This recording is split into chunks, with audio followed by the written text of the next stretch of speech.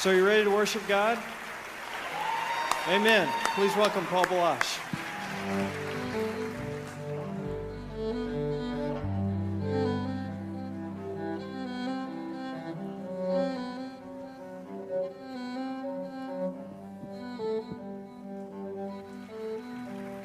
Isn't that beautiful?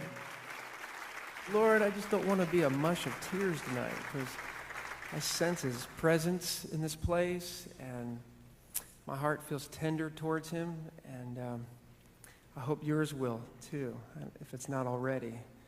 And because He's good enough as we begin to lift our hearts to Him in worship. He's kind enough to come and inhabit our praises.